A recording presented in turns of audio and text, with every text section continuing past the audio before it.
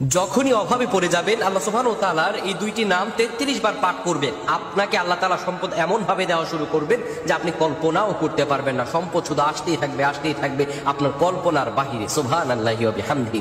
মহান রব বারবার আমাদেরকে ডেকে বলেছেন, বান্দা আমার কিছু নাম ও গুণবাচক, আমার কিছু বৈশিষ্ট্য রয়েছে যার দ্বারা তোমরা ডাকবে।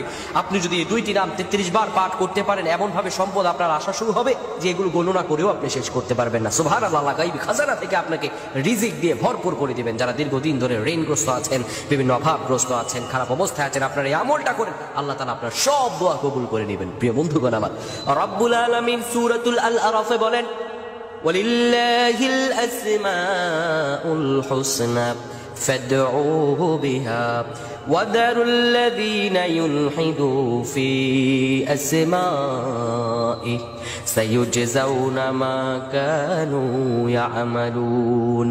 আল্লাহ রাব্বুল আলামিন বলেন, দুনিয়ার মানুষেরা শুনো, তোমার রব্বের এমন সুন্দর সুন্দর নাম রয়েছে, ফাদউহু বিহা, তোমরা সেই নাম ধরেই তোমার রবকে ডাকো। ওয়াদারুল্লাযীনা ইউলহিদু ফি আসমাইহি, তাদেরকে বর্জন করো যারা তোমার রবের নামকে বিকৃত করে থাকে, তাদেরকে তোমরা বর্জন করে দাও যারা বিকৃত করে। আল্লাহ রাব্বুল আলামিন তাদের সম্পর্কে ভালোই খবর রাখেন।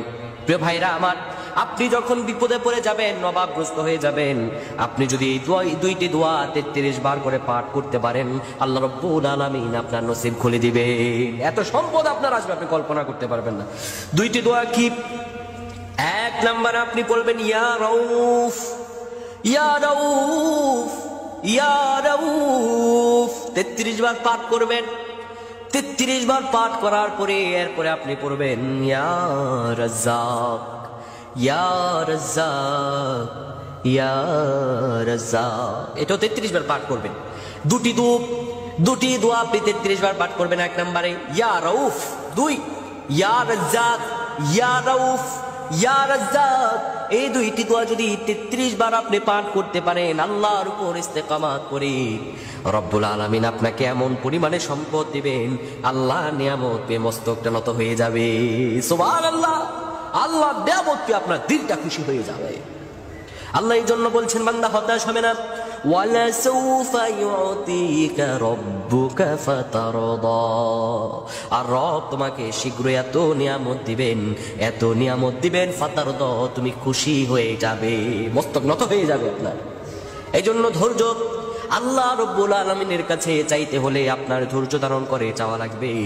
রব্বুল আলামিন আপনাকে সেভাবে রহম দিয়ে ভরপুর করে দিবেন। আল্লাহ তাআলার কাছে আপনার সেইভাবে চাইতে হবে।